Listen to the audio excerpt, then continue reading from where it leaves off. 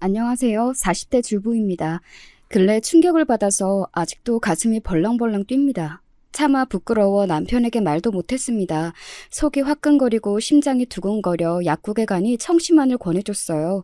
심하게 놀란 일이 있냐며 심신 안정이 먼저라고 하던데 약을 먹어도 답답한 것은 마찬가지인데요. 언젠가 보았던 채널에 하소연이라도 하면 나아질까 이렇게 이야기해 봅니다. 여러분도 자식을 키우는 분들이 많겠죠. 출산율도 저조한데 제가 이런 소리를 하면 안 되겠지만 이렇게 뒤통수 치니 자식들 낳아서 뭐 할까요? 없는 돈 있는 돈 끌어다가 결혼까지 시켰더니 남의 집에 들어온 사람들이 인두겁을 쓰고 할 수도 없는 말, 행동을 서심치 않습니다. 바로 우리 오빠네 마누라들입니다. 시누이라고 부르고 싶지도 않습니다. 저도 아들을 키우고 있지만 정말 며느리가 누가 들어올지 시누이 같은 것들이라면 평생 결혼 안 해도 좋을 것 같은 정도예요. 부모를 은행으로 여기고 쓸모가 없으면 빨리 죽으라고 하다니 당신네도 자식 키우는 처지에서 사람으로서 할 소리, 하지 않을 소리가 있는데 우리 올케들은 개소리를 짓거리네요. 처음에는 참아볼까도 했지만 생각하면 할수록 열이 올라 견딜 수가 없었습니다. 인간 실격이라고 레드카드라도 주고 싶습니다. 우리 집에서 퇴장하라고 말입니다. 저희 아버지는 올해 86세세요. 많다면 많은 나이지만 주변을 보면 그 연세의 아버지들이 아직도 건강하게 지내시는 때도 있네요. 하지만 저희 아버지는 폐암이세요. 그것도 말기. 건강한 다른 집 아버지들이 얼마나 부러운지 우리 집은 재작년에 엄마까지 돌아가셨어요. 나이 40이 넘었지만 고아가 된다고 생각하니 억장이 무너지네요. 엄마가 화장실에서 쓰러졌다는데 병원으로 달려가 보니 벌써 영안실로 옮겼다고 했습니다. 간호사가 장례식장을 알아보라는 말에 저는 그 자리에서 기절했습니다. 돌아가시기 하루 전날에도 저랑 통화도 하면서 주말에는 집으로 오라고 하셨어요. 제가 좋아하는 물김치를 담았다고 가져가라는 연락이었습니다. 장례식을 마치고 본가에 가니 엄마가 담근 물김치가 적당하게 익었더라고요. 먹지도 못하고 얼마나 울었던지 말도 못합니다.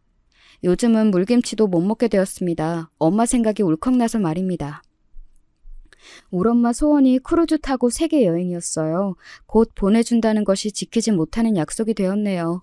결국 엄마 유골이 남아 인천 앞바다에 뿌리면서 가지 못한 세계 곳곳을 가보라고 했습니다. 전 아직도 눈물이 마르지 않네요. 그래서 아버지가 너무 소중합니다. 엄마 돌아가시고 유난히 쇠약해지고 식욕도 없다고 밥도 잘 안 드시는 통에 살도 많이 빠지시곤 했어요. 속이 더부룩하고 머리도 아프고 속이 울렁거린다는 말을 자주 하셨는데 저는 배우자상을 당하면 남편이나 아내가 겪는 트라우마라고 생각하고 보약을 지어드렸습니다. 하지만 보약도 체하겠다며 외면하셨죠. 결국 병원에 가니 폐암이라고 했습니다. 아버지가 젊은 시절 숯불을 오래 피우긴 했는데 그것도 이유라면 이유일까요? 평생 술, 담배도 전혀 안 하시고 일만 하셨는데 왜 이런 일이 일어날까요? 저는 며칠을 울었습니다. 몇 년 더 머물다 가셨으면 좋겠어요. 제 욕심이겠죠? 그래서 최선을 다하려고 했습니다.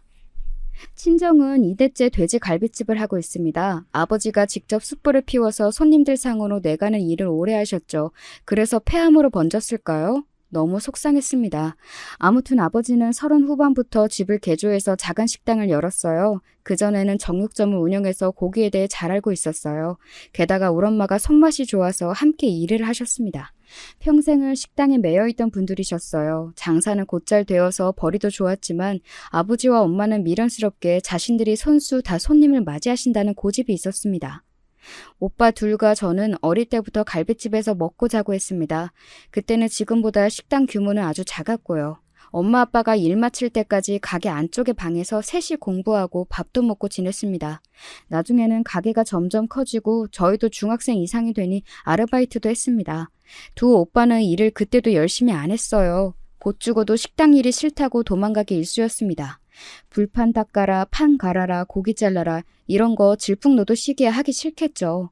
공부는 보통 실력이라 학교 생활은 무난했지만 집에 오면 일하기 싫어서 아프다, 공부한다 아니면 밖으로 휙 하고 나가버리더군요. 그런데 전 아니었습니다. 그냥 시키는 대로 했어요. 제가 안 하면 퉁퉁 부은 무릎으로 일하는 엄마와 취한 손님 비위 맞춰야 하는 아버지가 다 하는 일이잖아요. 저도 하기 싫죠. 고기 굽는 냄새만 맡아도 구역질이 날 정도였으니까요. 사람을 쓰는 일도 까다로워 아버지와 어머니가 다 직접 하셨어요. 저희 3명이 아니었으면 운영도 힘들었다고 할 정도였으니까요. 일하면 용돈까지 줬는데 오빠들은 돈만 받고 갑자기 주랭랑을 쳤죠. 아버지가 엄하긴 했지만 그렇다고 잡으러 가진 못했어요. 가게는 난 11시부터 밤 11시까지 운영했으니 바빴는데요. 아침부터 고기 다듬고 양념 재우고 엄마는 반찬 만들고 집안일하고 따지고 보면 부모님들은 잠자는 시간 빼고 일만 하셨어요. 우리네 부모님들이 다 그렇게 고생하셨겠지만 저희 아버지와 엄마는 고생을 많이 했습니다. 식당은 몸도 고되고 정신적으로 스트레스도 받는 일이었어요. 아버지와 엄마의 노력으로 저희는 단칸방에서 방이 5개나 되는 빌라까지 살게 되었죠. 저희 형제들은 다 대학까지 공부했고요. 단골도 생기고 동네에서 맛집으로 소문도 나고 1층 갈비집이 3층으로 늘어나기도 했어요. 그 무렵부터 아버지는 오빠들에게 가게를 물려주고 싶어 했어요. 어릴 때도 돼지갈비에 대짜도 꺼내지 말라며 손사래를 치던 두 사람은 대학 졸업 후 갈비집을 물려받기도 싫다고 당당히 선언했어요. 솔직히 갈비집 자체가 싫다기보다 젊어서 고생은 사서 하는 것이라는 아버지 스타일도 무섭다고 했습니다. 갈비집을 운영하려면 주방 보조부터 차근차근 배우라고 하셨어요. 불판 닦고 숯불 피우고 서빙하고 설거지, 화장실 청소, 계산대 업무, 격리 업무 등 못하는 것이 다 해보라는 것이 아버지의 뜻이었습니다. 그 일을 다 해낸 사람은 바로 저밖에 없었습니다. 물론 솔선수범은 아니었어요. 오빠들이 도망가는 통에 제일 어린 제가 붙잡혀 다 해낸 거죠. 나중에는 아버지가 주시는 일당 받는 재미에 일을 하기도 했지만요. 내가 보기엔 오라비는 다 글렀고 우리 막내딸이 가게 이어가면 되겠네. 오랜 세월 불만 없이 묵묵하게 일을 하니 아버지가 실장이라는 직함을 주셨어요. 저도 대학을 졸업하고 회사 일도 해보았지만 적성에 맞지 않았습니다. 앞치마 두르고 손님들에게 음식 대접하는 것이 더 보람찼어요. 가게가 안정적으로 운영되니 손님 중에 한 분이 중매를 서서 저는 지금의 남편을 만났어요. 형제 중에 제가 먼저 결혼하게 되었습니다. 가게로 가끔 나와 아르바이트하는 제 큰아들이 고등학교 2학년이니 17년 전 일이네요. 결혼하고는 아이들인 연년생으로 들어서는 바람에 집에 있었지만 오히려 마음이 답답해지더군요. 결국 저는 아이들을 앞뒤로 메고 식당으로 뛰어갔습니다. 그 당시 남편도 나름 이름난 중소기업에 다니고 있었는데 회사를 그만두고 식당을 도왔습니다. 그 당시 엄마가 관절염이 심해서 제가 안 나가면 안 되는 상황이었고요. 손님들도 저를 계속 찾는다고 하니 어쩔 도리가 없었습니다. 오빠들은 뭐 했냐고요? 동남아에서 사업한다는 큰오빠부터 연애한다고 돌아다니는 둘째 오빠까지 코빼기도 안 보였습니다. 남편이 아니었으면 안팎으로 힘들 뻔했습니다. 나름 회사 과장이었지만 주차장에서 대리 주차도 마다하지 않았습니다. 웃자고 하는 소리인지 모르겠지만 남편은 우리 집 돼지갈비가 너무 맛있어서 저랑 결혼했다고 했어요. 일을 마치고 제가 고기를 구워주는 맛에 화장실 청소까지 하는 남자였습니다. 아무튼 저희 부부도 아버지 엄마처럼 가게에서 일을 시작했죠. 나중에는 아버지와 엄마는 자연스레 식당에서 손을 떼고 낚시도 가시고 개모임도 가셨어요. 그러니 저희 부부가 식당을 맡아서 하기 시작했습니다. 물론 오빠들은 그게 불만이었어요. 사위를 아들처럼 여긴다고 저는 어이가 없어 오빠들에게 한마디 했습니다. 아니 오빠들 불판도 싫다, 홀서빙도 싫다 했잖아. 우리 남편은 다 했다니까? 화장실 청소까지 했다고. 근데 안 좋아? 어떤 아들이 그랬니? 왜 그래 진짜? 오빠들은 제게 말본새가 예의가 없다. 오빠 알기는 똥으로 안다고 저를 혼냈지만 아니 제가 틀린 말을 한 것은 아니잖아요. 게다가 아버지가 저희 부부에게 고맙다며 보너스로 집장만 하는데 일부라도 보태주셨어요. 아예 사준 건 아니지만 그래도 저희는 너무 감사했어요. 은행 대출 안 받는 게 어디인데요. 그게 화근이 되어 유산 상속 시작되었네요. 왜 자기들은 집을 안 주느니 마느니 하면 난리가 났어요. 그런데 보세요. 오빠들 사업한다고 저 몰래 집에서 돈 가져간 것이 얼마인데요. 저 알아도 입 다물고 살았어요. 괜히 싸움 날까 봐. 근데 집값 절반 보태주신 것이 그리 아깝나요? 그리고 전 대학 장학금 받고 학교 다녔고 결혼 혼수도 제가 고깃집에서 아르바이트한 돈으로 장만했습니다. 저도 참을 수가 없어 한마디 하려는 찰나 아버지가 한마디 하시더군요. 내 죽기 전에는 유산 상속 없어. 그러니까 앞으로 달라고도 하지 마. 아버지는 엄마와 함께 유언장을 써서 변호사에게 공증까지 받았습니다.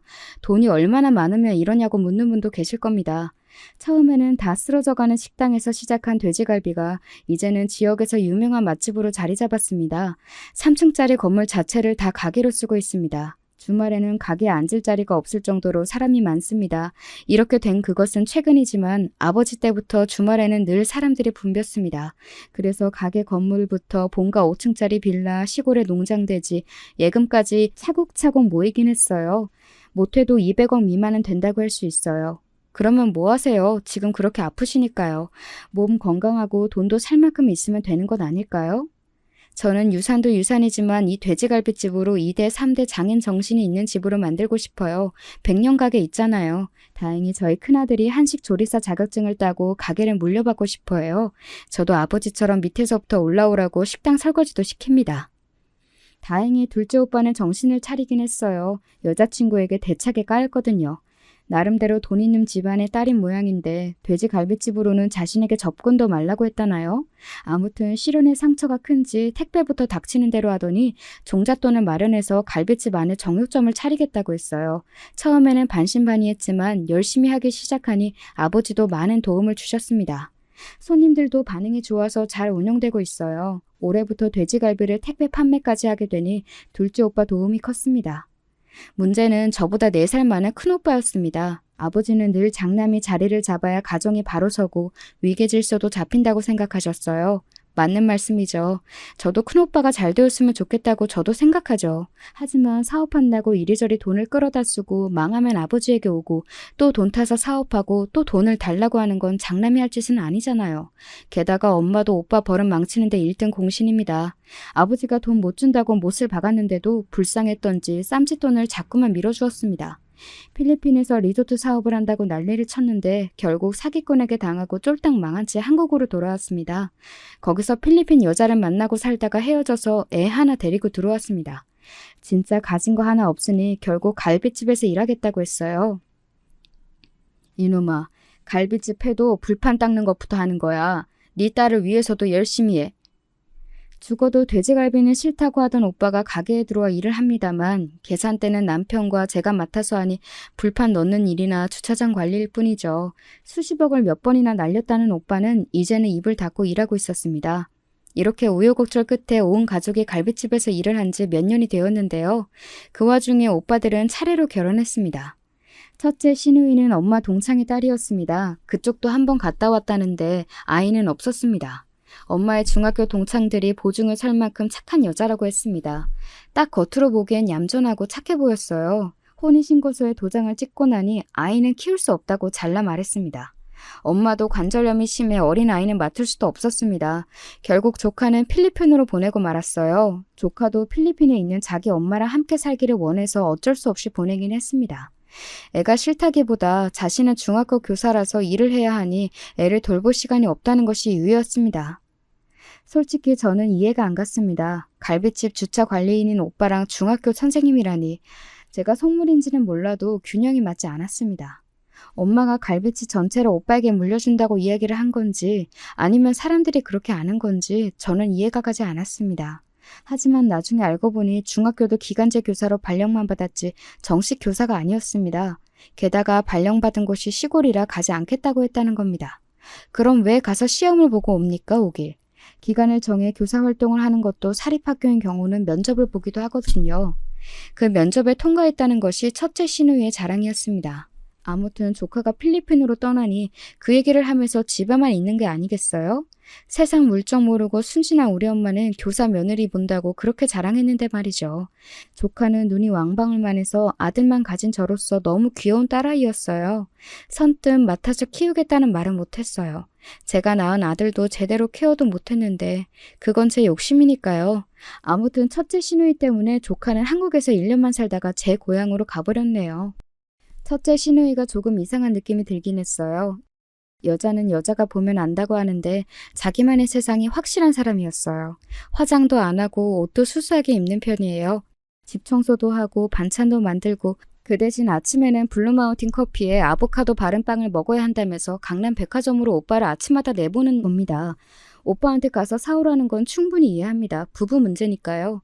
하지만 출근하는 남자한테 그걸 시켜서 지각하게 만드는 것은 이상하잖아요. 지가 사면 되지. 울 오빠는 엄마 말, 내 말은 안 들으면서 첫째 시누이 말은 잘도 듣더군요. 안 사가며 들들 볶이는 게 싫다면서 한다고 하지만 갈비집 주차 관리인은 지각해도 됩니까? 제가 첫째 시누이에게 왜 그러냐고 물었더니 가족끼리 너무 빡빡하게 굴지 말라고 하니 제가 어이가 없었습니다.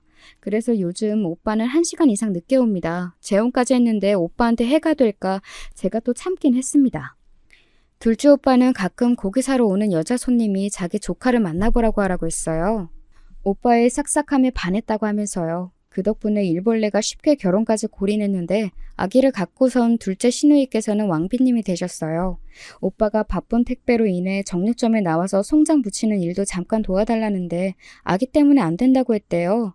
그렇다고 아기를 잘 보는 것도 아니에요. 엄마로서 이런 말 하면 안 되지만 폐렴에다 갖가지 질병은 다 걸리는 우리 조카에게 제가 보약이나 지어준 적도 있어요. 매일매일 뭐가 그렇게 바쁜지 집안 꼴은 엉망입니다. 가끔 그 여자 손님이 원망스러울 때가 있어요. 아마 둘째 오빠가 어떤 불만에도 하하 웃으며 대응했겠죠. 속었게 말이죠. 엄마가 계실 때 시누이들에게 가끔 반찬도 해주고 청소도 해줬다고 하길래 제가 관두라고 얼마나 싸웠는지 아세요? 며느리들이 좋아하지도 않을 짓을 왜 하는 건지 아들 위해서 아들 좋아하는 반찬 하는 거라고 저한테 그러시긴 했어요. 저는 가게로 가져오라고 막 난리를 쳤죠. 가게에서 아들만 주면 되는 거죠. 며느리가 좋아하는 행동도 아닌데 힘들게 왜 그런 줄 모르겠어요. 저도 나중에 며느리를 보면 그때 알까요? 그나저나 우리 고운 시누이들은 집에서 도대체 뭘 할까요? 맞벌이도 아니고 첫째 시누이는 애도 없고 둘째 시누이도 어린애집에 가서 오후 6시에 애가 오는데 종일 뭐 하냐고요. 저도 주부라 뭘 해야 하는지 살림이 해도 티가 안 나는 것은 잘 압니다. 갈비집도 일손이 딸릴 때는 와서 도와주면 좀 좋아요. 구인이 잘 안 될 때는 제 아들들까지 동원하는데 아무튼 이해 불가인 상황이네요. 나중에 알고 보니 큰 며느님은 아침부터 브런치 먹고 글을 쓴대요. 뭔 글이냐고 하니 신춘문예 준비한다고 하는데 제가 보기엔 그것도 핑계고 글도 한 줄 안 쓰는 게 분명했어요. 둘째 며느님은 애 유치원 보내놓고 친구들과 수다 떨고 쇼핑 갑니다. 저는 아침에 집 청소 싹 하고 가게로 나오고 일하는데요. 물론 제가 맡고 그분들이 틀리다 하는 게 아닙니다. 여유가 있으면 얼마나 좋아요. 저도 그러고 싶어요. 하지만 가게 일손도 부족하고 오빠들이 바쁜데도 아랑곳 없어요. 엄마가 돌아가시고는 아버지 본가에 가세도우미를 고용했어요. 아버지 식사 챙겨줄 사람이 없었거든요. 제가 하는 것도 어려웠고 아버지가 오셔서 드시는 것도 한계가 있었습니다. 그렇게 1년을 지내서 그런지 아버지가 폐암이라는 이야기에 모두 제 탓만 같았어요. 제가 좀 더 부지런히 움직여서 식사를 다 해드리면 좋았을지도 모른다는 생각에 말이에요. 덜컥 아버지가 아프시니 저는 걱정되었습니다. 누군가 전담해서 돌봐야 하니까요. 폐암 진단을 받고 3기라는 말에 저는 그 자리에 울고 말았습니다. 제가 우니 아버지도 우시고 그 모습에 오빠들도 다 부둥켜 안고 울었습니다. 엄마가 갑자기 심근경색으로 병원 진찰 한 번 못 받고 돌아가신 후 내 식구 정말 마음고생 많았거든요. 이렇게 아버지마저 보낼 순 없다며 저희 형제는 해볼 수 있는 치료는 다 받아보기로 했습니다. 일단 제가 가게를 접고 간병하려고 하니 아버지가 호통을 치셨어요. 가게는 지켜야 한다고. 그래서 어쩔 수 없이 간병인을 쓰고 말았습니다. 게다가 병원비는 당신 본인이 낸다며 우리에게 한 푼도 내지 말라고 하시기까지 했어요. 부담을 주는 게 싫으셨대요. 그래도 걱정이 되니 삼형제가 짬짬이 병원으로 가보았습니다. 나중에는 며느리들도 가끔 오긴 했어요. 하지만 동네 이웃만 못했어요. 와서 하는 일이 없으니까요. 인사만 하는 짓 누가 못합니까? 간병인도 사람이라 일주일에 한 번은 쉬어야 하는데 그런 날은 코빼기도 안 보이는 시누이들인데요. 그러던 어느 날 오빠들이 저한테 와서 뜻밖의 말을 하네요. 오늘은 집사람 병원에 갔으니까 너 안 가봐도 돼. 좀 쉬어라. 그래? 우리 애 엄마도 간다고 했는데 둘이 알아서 하겠지. 간병인도 있겠다 뭐. 웬일이래? 해가 서쪽에서 뜬대? 뭐야, 비꼬는 거야? 우리 애 엄마도 나름 걱정한다니까. 비꼬긴 감동해서 그러지, 감동. 아버지 기다리지 않는다고 해도 가끔 며느리들 왜 안 오냐고 묻는다니까. 그러게 서쪽에서 해가 뜨다가 못해 난리 나겠다. 늦잠 자던 여자가 벌떡 일어나서 준비하고 나간다고 하더라. 이제 자기도 정신 차린 거지. 동네 사람들 눈치도 있고. 그렇게 병원으로 가는 길 저는 큰 시누이 좋아하는 케이크를 둘째 시누이 좋아하는 망고랑 아버지 드실 전복죽까지 사서 가기로 했습니다. 며느리들이 조금이라도 도움을 주면 좋겠다고 생각까지 하고 말이에요. 병실로 들어가니 아버지가 검사 받으러 가셨는지 안 계시더라고요. 문자로 확인하니 간병인이 검사실로 내려갔다고 연락이 왔더군요. 그래서 저는 전복죽, 케이크와 망고를 냉장고에 넣고 화장실로 들어갔습니다. 손이라도 닦을 요량으로요. 아버지가 불편하실까 1인실 병실로 잡아드렸거든요.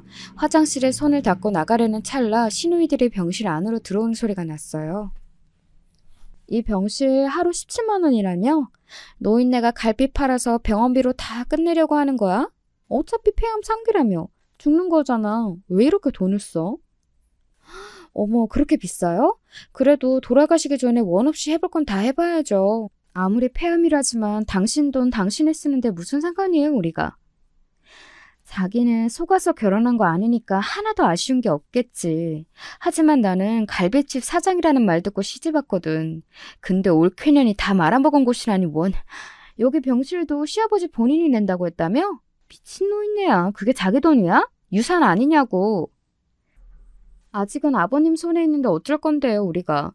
진짜 형님은 너무 급하다니까. 안 급하게 생겼어?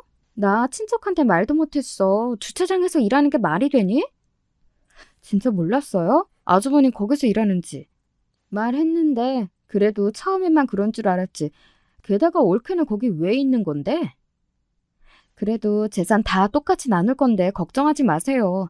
하긴 아가씨가 더 갖는 게 있어도 할 말은 없죠. 한 일이 있는데. 자기는 술을 먹고 한 이야기랑 맨정신이랑 다르니? 술 먹고는 아가씨 그게 재수없다고 별별 욕은 다 해놓고. 어머, 제가요? 그냥 주정이죠. 아무튼 가게 잘 되는 것은 아가씨 덕이래요. 웃겨. 계산 때 돈 받는 건 나도 해. 삼성 이익 올랐다고 이재용이 다 갖는 거 아니잖아. 재벌도 그렇게 하는데 겨우 구멍가게로 유세는. 저는 여기까지 듣고 나가야 하는데 차마 발길이 떨어지지 않더라고요. 너무 놀라며 아무 생각도 나지 않는다고 하잖아요. 저것들이 매일 모여 우리 집 욕하고 앉아있다니. 근데 너무 대놓고 돈 달라고 하는 첫째 시누이는 정말 이해 불가입니다. 그래도 지금까지는 감당은 가능한 이야기였어요. 그러나 그 다음에는 지금 곱씹어봐도 화가 납니다. 그나저나 이런 생활 언제까지 해야 하는 건지. 그렇다고 빨리 가시라 할 수도 없고. 재산이나 넘기고 얼른 되졌으면 좋겠어, 진짜. 어머, 형님, 누가 들어요. 동서는 그런 생각 안 해? 너무 시간 낭비잖아. 빨리 되지라고 하는 거 뭐 어때서?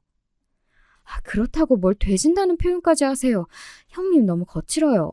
제가 아는 의사한테 물어보니 6개월도 못 넘긴다는데 왜 그렇게 보채세요? 그냥 편하게 사세요. 우리한테 간호하라는 것도 아닌데 저희 가만히 있으면 되죠. 좋겠다. 서방님이 돈 번다. 이거지? 아주 천하태평이다. 왜요? 왜긴 이사하고 싶어. 여기 청구장 너무 싫어. 상속받아서 강남 다시 가시게요? 유산 나누면 50억은 될까? 이미 동서 다 알아봤네. 대강 짐짝이지. 전 그냥 남편 지금처럼 벌고 아버님 더 오래 사셔도 돼요. 올가을에 미국 언니네 가야 하는데 그때 가시면 진짜 속상할 듯해요. 동서가 더 나빠. 제가 왜 나빠요? 어머님도 가실 때 유럽 여행 당장 취소했어요. 재수가 없게 시어머니 이야기는 왜 해? 40년 넘게 살면서 화장실에서 열받기는 처음이네요. 손이 달달 떨리는데 당장 뛰어나가서 변기물이라도 끼얹고 싶었어요. 저 여자들 뭘 믿고 저러는 걸까요? 오빠들한테 실체를 까발리고 싶어졌어요. 지금 이렇게 화를 낸다고 저것들이 달라지지 않을 것만 같았죠. 화장실 문을 조용히 열고 나왔습니다. 몇 초간 표정 정리하느라 고생했습니다. 언니들 언제 왔어요? 저 화장실에 있었는데. 제 목소리에 순간 멈칫하는 모습이 가관이었어요. 저보다 나이가 적어도 언니 대접해줬더니 우리 집 유산만 탐을 내다니. 그리고 되줬으면 좋겠다고요? 누구한테 하는 소리인지 정말. 자기들 부모한테 제가 그런 말을 하면 난리가 칠 것들이 말이죠. 왜 놀라세요? 도대체 뭔 얘기를 하고 있길래? 어머, 아가씨, 무슨 이야기는 이야기예요. 드라마 이야기하고 있었죠, 형님? 동서는 말 같은 소리를 해라. 무슨 드라마? 아가씨, 화장실에 있으면 있다고 해야죠. 깜짝 놀랐잖아요. 이거 예의가 아니에요. 우리가 한 말 다 들었어요? 들리니까 듣죠. 목소리도 크시던데. 그리고 누가 화장실 안에서 나 있어요 해요? 문 두들기면 몰라도? 안 그래요? 첫째 시누이 말하는 모양 보세요. 진짜 아니죠? 저도 질세라 말을 꼬박꼬박 받아치기는 했네요. 저희 하는 말 화장실에서 들려요? 알게 뭐예요. 왜? 뭔 말 했는데? 시누이 두 명은 서로 어쩌지 하는 눈빛을 보내긴 하네요. 하긴 시아버지를 돼지라고 했으니 속으로 뜨끔했겠죠. 아가씨, 우리가 뭐라고 했는데요? 욕하는 것 같던데 흘러나오는 이야기가. 어머 아가씨, 우리 욕할 줄 몰라요. 그리고 누구 욕해요, 우리가? 언니는 가을에 미국 가요? 그제야 둘째 시누이의 얼굴이 사색이 되던데요. 미안하다, 미쳤었다, 본심이 아니다, 난리가 났습니다. 근데 말이죠. 첫째 시누이는 아무 말도 안 하고 앉아있는 겁니다. 첫째 언니는 할 말 없어요? 다 듣고 시침대지 마세요. 동서, 너 잘 들어. 우리 이 방에서 아무 말 안 했다. 우리 둘이 안 했다면 그만이지. 아가씨가 듣거나 말거나. 하긴 엿들었으니까 나만 들었을까 과연? 그나저나 오빠가 아무 말도 안 해요? 우리 둘 온다고? 아가씨 힘들다고 왔는데 그럴 필요 없네. 아가씨 뭘 좀 들었다고 그런 말 한마디로 나 협박하려고 하지 마요. 내가 설사 빨리 가시라고 했어도 아가씨가 어쩔 건데요. 말은 다 할 수 있어요. 알아요? 와, 말만 하고 휙 나가버렸습니다. 가서 머리채라도 잡을까 했지만 보는 분도 많고 갈비집 인심 잃을까 참고 참았습니다. 제 옆에서 눈치만 보고 있던 둘째 언니한테도 나가라고 했어요. 둘이 서둘러 나가버리고 저는 탁자 안쪽에 액자로 위장한 CCTV를 확인해 보았습니다. 제 핸드폰으로 연동되어 녹화는 물론 녹음까지 됩니다. 간병인 감시만을 위한 장치는 아니었습니다. 아버지 잘 계시는지 제가 답답해서 설치한 것이었어요. 혹시 모르는 상황에 대비해 제가 설치한 것이었죠. 저런 여자가 선생? 기간제는 뭐든 그만두는 게 아이들을 위해 다행이네요. 중학교 교사라던 사람이 말투가 기본 예의가 없어요. 솔직히 그 기간제인 것도 안 해본 것 같았어요. 아나무인이라는 사자성어 첫째 신우에게 쓸 수 있는 말 아닌가요? 도저히 제 선에서 끝낼 일이 아니었습니다. 저 여자의 버릇을 고쳐야 할 텐데 일단은 오빠들에게 말해야 될 것 같았습니다. 그날 저녁 오빠들에게 저희 집으로 와달라고 했습니다. 맥주라도 한 잔 먹자고 했지만 제가 평소에 그러는 사람이 아닌지라 오빠들은 뭔가 싶어 달려왔습니다. 아이들과 남편은 이미 시댁으로 보냈습니다. 하루 쉬다가 오라고 말이죠. 남편에게도 신우이의 버르장머리 없는 대화를 보여주진 못했습니다. 저는 맥주 한 잔씩 오빠들에게 따라주곤 저도 벌컥벌컥 들이켰습니다. 다들 왜 그래? 이런 반응이었죠. 병원에 갔다 온다고 한 사람이 가게에도 오지 않고 집으로 퇴근했으니 제 모습이 이상했겠죠. 내가 진짜 꿈을 꾼 거라면 좋겠어요. 오빠들에게 먼저 보여주는 게 맞는 것 같아서. 저는 핸드폰에 녹화된 그 영상을 보여줬어요. 오빠들도 몇 초간 정적이 흘렀습니다. 아내들의 적나라한 민낯이 드러났으니까요. 이놈의 여편네가 막말은 마구하네. 게다가 형수 미쳤네. 얌전한 척은 혼자 다 하더니 말이야. 되죠? 성질 같아서 진짜 확. 와, 형수 이래? 우리 애 엄마야. 푼수잖아. 둘째 언니도 만만치 않아. 야, 그래도 싹싹 비네. 잘못했으면 빌기라도 하고 사과라도 해야지. 형수는 뭐야, 태도가? 형, 말 좀 해봐. 오빠들이 하나도 안 무서우니까 언니들이 저러는 거야. 큰오빠는 왜 말이 없어? 그냥 넌 빠져. 어린애가 자꾸 신우이한테 이래라 저래라 말고. 오빠? 안 봤어? 다시 볼래? 아니, 빨리 죽으라잖아, 아버지한테. 그래서 뭐? 그런 말 했다고 신고라도 하는 데 있냐? 마음속에 며느리들은 다 그런 생각들이 있대. 생각? 말을 뱉었잖아. 말한다는 것이 얼마나 무서운 건데. 오빠도 오빠 생각 다 말해? 나도 할까? 오빠가 이렇게 무능하니까 미친 여자가 날뛰지. 됐어? 좋아? 아무것도 아니야? 엄마가 들었다고 생각해봐. 얼마나 억장이 무너졌겠어. 아버진? 저는 참았던 울분이 솟아올라왔습니다. 아버지가 결혼한다고 반지도 해줘, 집도 사줘, 차도 사줘. 왜 그렇게 죽으라고 하는 걸까요? 유산이야 누구 말대로 다 받을 건데 둘째 오빠는 울지 말라고 저를 달랬습니다. 큰오빠는 와 부창 부수라더니 그냥 가버리더라고요. 생각해보니 형 기분도 생각해야 했어. 장남체면 확 구겼잖아. 그래도 형인데 나라도 없었으면 달랐을 건데 나까지 있는 데서 영상 까니까 자존심 상했을 거야. 난 너무 놀라서 이서방한테 보여주지도 않았어. 부끄러워서. 알아? 아휴, 진짜. 나는 오늘 가서 애엄마 단속할 거야. 형수랑 놀지도 말고 말도 섞지 말라고. 그리고 애엄마가 말한 건 다 잊어라. 걔 진짜 단순해. 미국 간다고 노래했는데 아버지 그러니까 아까 비행기표 예매도 다 취소했대. 왜? 아빠 죽으라고? 가을에 아빠 죽는데? 아주 둘 다 고사를 지내라, 어? 야, 그게 아니라 지금 때가 아니니까 지가 취소하더라. 그니까 둘째 언니는 그래도 반성한다고 하니 봐줘라. 우리 아빠, 엄마 진짜 좋아했어. 진짜야. 어디 가서도 시아버지 준다고 모자도 사왔잖아. 몇 년 전 이야기를 하는 건데? 애 낳았다고 5천 받았잖아. 그래놓고 2만 원짜리 모자? 사람 정성을 돈으로 매도하냐? 너도. 오빠들 지금 언니 편들 드는 거죠? 별일 아니라니 저는 이 상황이 소름이 돋네요. 둘째 오빠네야 반성 아닌 반성하겠죠. 그런데 첫째 오빠네는 부부가 왜 그 모양인지 정말 모르겠어요. 저는 그대로 가버리는 첫째 오빠가 정말 미웠습니다. 그럼 그렇지. 오빠들이 저러니까 우리 집 우리 아버지 무시하는 거잖아요. 이대로 참아야 할까요? 저는 냉장고에 있는 맥주를 더 꺼냈습니다. 어차피 내일 가게가 쉬는 날이라 홧김에 서방질 하듯 술을 마셨습니다. 어디 가서 하소연해야 할지 시누이가 아버지를 죽어버리라고 악담했는데 오빠는 덮어두라니요? 그렇다고 진탕 먹은 것도 아니고요. 두어 캔 더 마시다가 엄마 엄마 하고 울면서 잠이 들었습니다. 다음 날 이상한 일이 벌어졌습니다. 나보고 가래. 오빠네가 간호한다는데? 간병인에게 걸려온 전화는 저를 까무러칠 정도로 놀라운 일이었습니다. 통일이 됐다고 해도 이렇게 놀라진 않을 테죠. 제가 얼마나 스트레스를 받았으면 첫째 시누이가 와서 싹싹 비는 꿈을 꿨어요. 어제는 미안해 하고 얼마나 빌던지 꿈인 줄 알았지만 생생했습니다. 그런데 뭐요? 누가 누굴 모신다고요?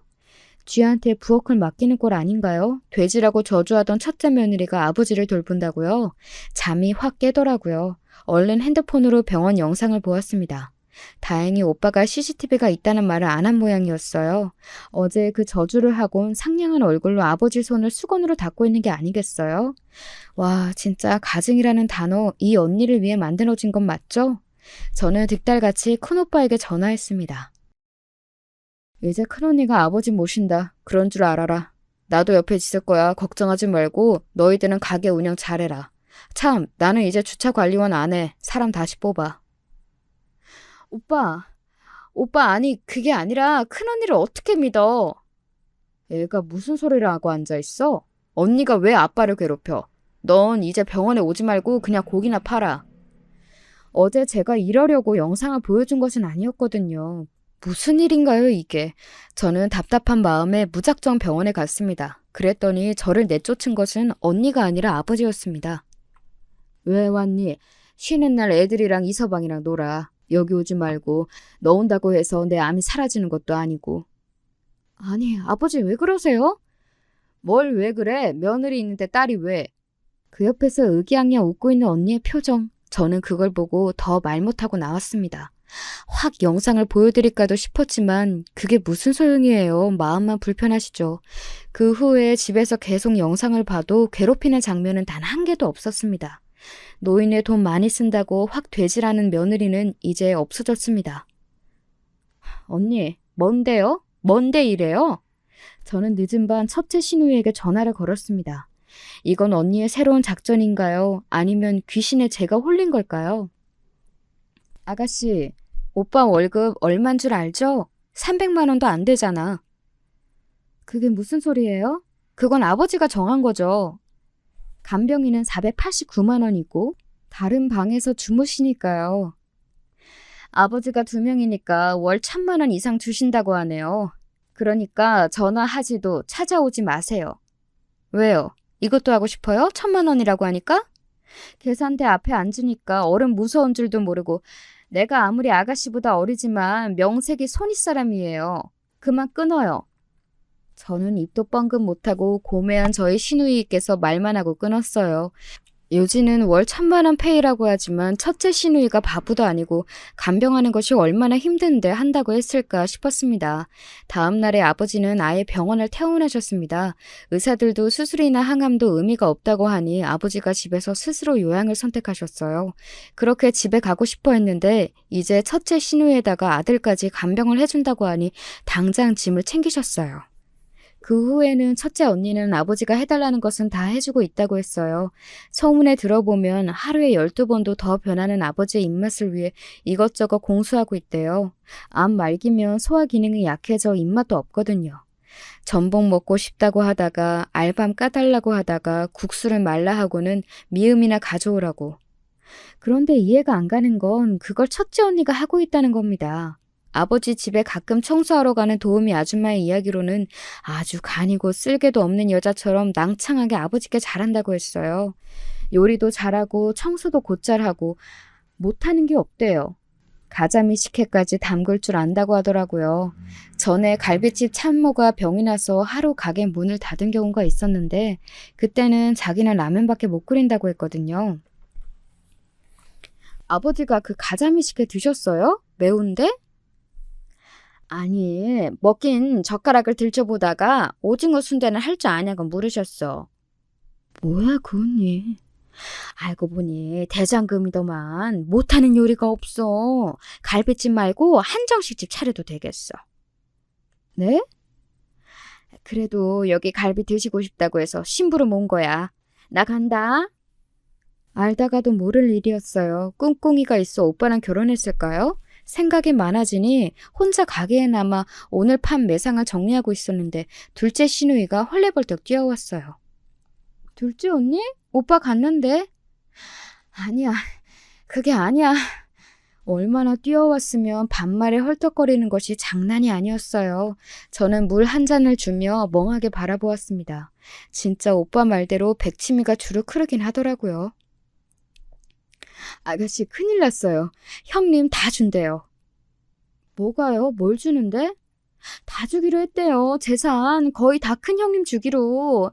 유언장도 새로 쓴다고 하던데요. 갈비집도 형님 주고 우리 남편도 상속 변호사 알아보려고 갔어요. 내가 아가씨만 모를 것 같아서 저번에 막말도 했고 그래도 까지도 않고 고마워서 알려드려요.